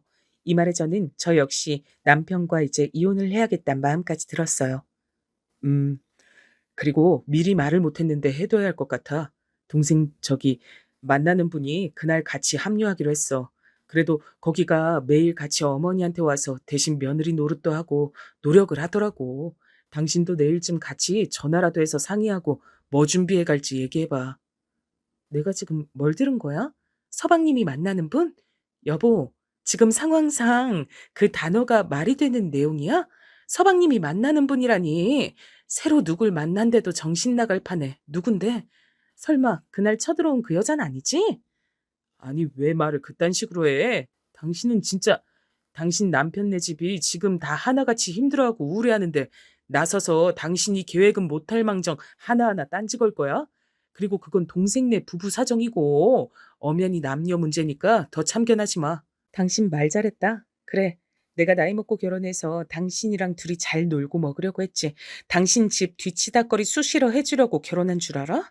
심지어 이건 진짜 개판도 이런 개판이 없다. 내가 모를 줄 알지? 나도 동수한테 들은 게 있어. 서방님 그 여자 유부녀였다며. 서방님 일할 때 굴러 들어온 여자 맞잖아. 나보고 그 여자랑 같이 여행 준비를 하라고? 그러면서 자리를 박차고 일어나 남편을 노려봤고 이날 남편과 정말 끝을 보기 직전까지 아주 지저분하게 싸웠어요. 이때 제 입으로 이혼이란 말까지 꺼내게 된 건 남편이 무작정 제 귀를 누르겠다고 대체 뭘 위한 일인지도 모르게 그냥 여행을 강행하겠다고 했거든요. 당신도 이제 재수 씨 얘기 그만 꺼내. 간 사람은 간 사람이야. 그 한 사람 때문에 엄마랑 쟤랑 둘 다 죽을 맛인데 뭘 자꾸 떠벌리고 있어. 입 다물고 엄마 기분 풀어드리게 여행 준비나 해. 지독하다 진짜. 당신 이러다가 벌 받는다 진짜. 어머니랑 당신이랑 서방님이랑 싹 다 죄받아. 겁도 없는 머저리 같으니. 내가 지금 당신이랑 결혼했단 이유로 이런 더러운 꼴 보고 삽질하고 있는 거지? 좋아. 이혼이다. 이 계약은 끝이야. 다 파토 내버리자 그냥. 그러고 전 캐리어에 대강 짐들을 밀어넣고 집 밖으로 나가버렸죠. 남편은 제가 짐을 싸는 꼴을 보면서도 뭔 똥자존심인지 부들부들 떨면서 계속 제 모습을 노려보더라고요. 근데 제가 친정에 온 지 한 이틀쯤 서방님으로부터 전화가 왔어요. 참. 그 엄마의 그 아들이고 그 집안의 그 아들이에요. 진짜 인간 쓰레기가 따로 없대요. 형수님, 형 보고 이혼하자고 하셨다고. 형수님까지 왜 이러세요? 형도 많이 화나 있고 지금 저희 모두 속이 편치 않아요. 그만하시고 이제 집에 들어와 주세요. 그러자 저는 말 탁 자르고 물었고 서방님은 새삼 본색을 드러내시더군요. 이게 지금 서방님이 저한테 전화해서 훈수 두실 일이에요? 그럼 저도 물을게요. 그 유부녀랑 정리하셨어요? 동남아 여행에 그 여자도 같이 간다면서요. 서방님, 이게 무슨 개짓거리예요. 동물도 이러고 살지 않아요. 그러자 제대로 자극을 당한 서방님은 저에게 선 넘지 말라고 마구 화를 냈어요. 그러면서 말미에 약간 윽박지르기까지 하는데 이것들 진짜 그냥은 못 넘어가겠더라고요. 형수님 진짜 매너 없으신 분이네요. 그만하시죠 그럼. 인간 같지도 않은 집사람이랑 어울리시더니 형수님이 뭔데 저한테 훈수질이에요. 제가 사람 잘못 봤습니다. 전화 끊습니다. 그러고 말하는 중에 전화를 확 끊어버린 저 서방님 새끼를 어떻게 할까? 전 너무 분이 올라서 정신을 못 차리겠더군요. 솔직히 존재는 알면서 그동안 잘 들여다보진 않았던 서방님의 인터넷 유명 계정을 들어가서 봤는데 와 진짜 가관도 아니었어요. 아무리 인터넷에서 유명세를 떨치며 허세를 부리는 게 서방님의 업종이라곤 하지만 그곳에서 서방님은 현실 속 아빠이자 남편의 모습이 아니더라고요. 심지어 거기선 본인이 애아빠이고 남편인 것도 잘 드러내지 않고요. 본인의 훤칠한 외모만을 강조하며 자기가 얼마나 잘났고 돈을 벌 만한 인간인지만 졸렬하게 적혀 있었어요. 그러다가 전 남편과 이미 이혼 얘기가 나와 서로 악을 쓰며 진행하는 가운데 저에게도 개판을 쳐버린 시댁 인간들을 그냥 넘기고 싶진 않더군요. 사실상 동서에게 복수가 될 일이지만 저에게도 충분히 엿을 먹일 수 있는 기회가 된 거죠. 남이 될 마당에 그냥 인연을 다 끊어도 될 일이지만 마지막까지 악을 쓰고 덤비던 남편과 서방님이 아주 치졸해 보였거든요. 결국 전 서방님이 운영하는 그 계정에 익명으로 글을 하나 썼답니다. 누가 봐도 서방님인 걸 특정할 수 있도록 요렇게요. 이 계정 주인은 세상 다정하고 멋진 남잔 척하면서 여기 계정에서 꼬여지는 여자들을 가리지 않고 다 만났다. 총각이었으면 욕먹을 일이 없는데 애아빠고 남편이라서 문제지. 여기까지 쓰고 전 잠깐 숨을 들이쉬었다가 그냥 지울까도 생각해 봤어요. 근데 어차피 익명 계정이니 저라고 특정할 수도 없고 아무것도 저한테 할 수 있는 게 없어요. 한다 해도 까짓 거 벌금 얼마 내면 끝이거든요. 이렇게 된 거 그냥 쭉 써버렸어요. 게다가 상대는 유부녀라 지 집안까지 팽개치고 왔다고 본인 불륜 때문에 목숨을 달리한 아내는 내버려두고 하나밖에 없는 딸도 처가에 보내버리고 그 끔찍한 사랑에 매달려 유부녀랑 새 삶을 차린다네. 근데 그 유부녀는 이혼이라도 했지 본인은 사별이면서 그것도 죽인 거나 다름없는 사별인데 잘들 논다 진짜. 그렇게 쓰고 제가 완료를 누른 뒤 한 10분도 안 되어 조회수는 순식간에 후두둑 올라가더군요. 왜냐면 거의 5만 명이 넘는 사람들이 움직이는 곳이었고 뭔가 다 아는 듯 보여지는 제 글에 다들 재빨리 집중을 했죠. 쭉 둘러보던 저는 누군지 궁금해하는 사람들을 위해 다시 글을 새로 올렸는데요. 거기에 그 유부녀 계정까지 묶어 동서가 이전에 저한테 보내줬던 사진들까지 같이 올려버렸어요. 당시 동서가 사진을 보내준 이유는 따로 있었는데 다시 생각해도 가슴이 아프네요. 이런 사진들 내용까지 다 봐버렸어요. 둘이 나눈 카톡 내용들이며 전 이 여자 사진으로밖에 안 봤지만 길에서 만나면 알아볼 것 같아요. 정말 징하게도 둘이 붙어 다녀서 계속 흔적이 남아있더라고요. 남편 핸드폰에까지. 그 여잔 그렇게까지 자기 자신을 저한테 티내고 싶었나 봐요. 그러면서 대신 좀 봐달라며 자기가 힘들 만한 상황이지 않냐는 당연한 질문을 하며 통곡을 했었어요. 그 자료가 어찌 저에게 그대로 있었기에 그걸 다 올려버리고 폭로했죠. 참 웃긴 게 말이에요. 그 유부녀는 여기서 멀지 않은 지역에 꽃가게를 운영하던 애엄마였어요. 근데 그때 들리던 말론 서방님 때문에 눈이 돌아버려서 애도 시댁에 보내고 이혼했다더군요. 그 내용까지 다 특정해서 올렸고 결국 다 오픈됐습니다. 당시 달렸던 댓글들은 거의 끝도 없이 넘어가 몇천 개에서 1만 개를 넘기게 됐어요. 와, 이 사람 대박이다. 그럼 자기 불륜 때문에 아내가 저렇게 됐는데도 저 상간녀를 끼고 사는 거야? 상간녀도 대단한 순정이네. 7살 어린 연하 상간남 때문에 애도 버리고 저렇게 고상하게 꽃 팔면서 새 살림 차릴 꿈을 꾸고 있었네. 하긴 이 사람 돈 어마어마하게 버니까 돈이면 다 되는 줄 알지. 실제로 그 이 사람이라고 불리우는 저희 서방님은 그쪽 업계 안에서 아주 유명한 사람이었고 돈도 엄청 벌어들였는데 그 폭로로 인해 모래성이 흩어지듯 명성에 금이 갔죠. 이때 남편은 이혼을 진행하던 중 저에게 책임을 물으려 했으나 무슨 증거가 있을까요? 증거 있어? 내가 일단 증거 있냐고. 그런 거 없이 사람 좀 몰아붙이지 마. 빨리 처리할 거나 해. 실제로도 전 그 내용 안에 저라고 의심될 만한 것들은 없었기에 남편도 더 트집 잡진 못했고요. 얼마 안 지나 전 그 내용을 제 핸드폰이나 여기저기서 다 삭제했어요. 사실 그걸 뭐 저인 걸 안다고 해봤자 쥐들이 뭘 할 수 있을까요? 서방님은 저 때문에 하나 둘씩 다 오픈되고 걷잡을 수 없는 악성 여론이 만들어져서 그렇게 수억 벌어다 주는 계정을 다 처분해야 했답니다.